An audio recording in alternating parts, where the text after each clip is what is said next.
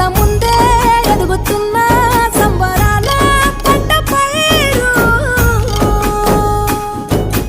వంద గడపల మందన పల్లె గోడ గట్టని గూడు నా పల్లె చెరువుల తుల్లటి జల్ల షాపోలే